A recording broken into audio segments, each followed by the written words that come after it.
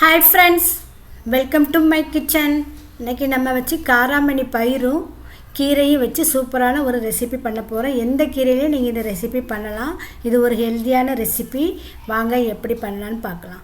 First time இந்த video பார்க்கணும், like பண்ணுங்கள், ஷேர் பண்ணுங்கள், கமெண்ட்ஸ் பண்ணுங்கள். வீடியோ பிடிச்சிச்சுன்னா லைக் பண்ணுங்கள், உங்கள் ஃப்ரெண்ட்ஸுங்களோட ஷேர் பண்ணிக்கோங்க. இது வந்து சப்பாத்திக்கு சாதத்துக்கெலாம் சூப்பரான ஒரு சைட் டிஷ் ரெசிபி. வாங்க எப்படி பண்ணலான்னு பார்க்கலாம்.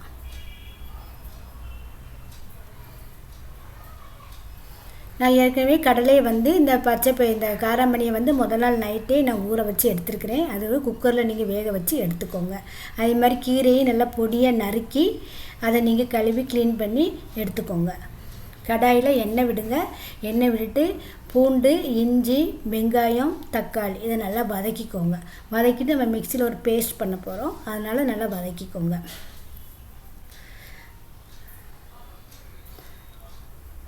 நல்லா வதக்கி எடுத்து வச்சுக்கோங்க. ஆற வச்சுட்டு நீங்கள் அதுக்கப்புறம் மிக்சியில் அரைச்சிக்கோங்க. இதுக்குள்ளே நம்ம பயிர் நமக்கு நல்லா வெந்துட்டு பாருங்கள். அந்த பயிர் நல்லா வெந்துச்சு. தண்ணியை மட்டும் தனியாக எடுத்து வச்சுட்டு பயிரை தனியாக எடுத்து வச்சுக்கோங்க. இப்போ அதே கடாயில் எண்ணெய் விட்டுட்டு இந்த கீரையை நம்ம க்ளீன் பண்ணி வச்சுருக்க கீரையை நல்லா வதக்கி எடுத்துக்கோங்க. இதை நம்ம லாஸ்ட்டில் தான் சேர்க்க போகிறோம், அதனால் கொஞ்சம் நல்லா வதக்கி எடுத்துகிட்டு தனியாக ஒரு பிளேட்டில் எடுத்து வச்சுக்கோங்க. கீரை வந்து ரொம்ப நேரம் வேகணும்னு அவசியம் கிடையாது. அதனால் அதுவும் பாலக்கீரையெல்லாம் சீக்கிரமே வெந்துடும் பாருங்கள். அதனால் அதை எடுத்து வச்சுக்கோங்க. இதில் நீங்கள் சாதம் மிக்ஸ் பண்ணி சாப்பிட்டா கூட அவ்வளோ டேஸ்ட்டாக இருக்கும் இந்த ரெசிபி பண்ணிவிட்டு. இப்போ அதே கடாயில் ஒரே பேன் தான் நான் யூஸ் பண்ணியிருக்கேன். அதே கடாயில் எண்ணெய் விடுங்க.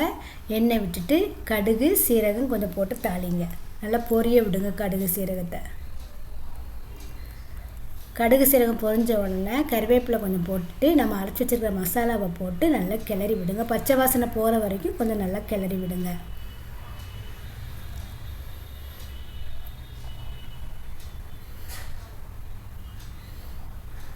இப்போ இதில் வந்து கொஞ்சம் மஞ்சத்தூளும் வெறும் மிளகாத்தூளும் போட்டுக்கோங்க. சீரகத்தூள் கொஞ்சம் போட்டுக்கோங்க. தனியாத்தூள் போட்டுக்கோங்க. உங்களுக்கு கரம் மசாலா வேணால் நீங்கள் போட்டுக்கோங்க. நல்லா கிளறி விடுங்க. இப்போ நம்ம எடுத்து வச்சிருந்த தண்ணியை மட்டும் பயிரை வச்சு தண்ணியை மட்டும் முதல்ல ஊற்றிக்கோங்க.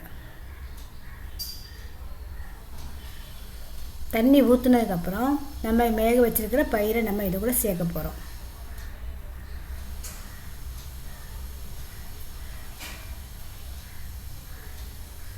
நல்லா சேர்த்துன்னு நல்லா கிளறி விட்டுக்கோங்க. கொஞ்ச நேரம் மூடி வச்சு கொதிக்க வச்சு நல்லா கொதிக்க வைங்க. இந்த சமயத்தில் நீங்கள் வந்துட்டு நம்ம எடுத்து வச்சுருக்க கீரையை போட்டு நம்ம இது கூட போட போகிறோம்.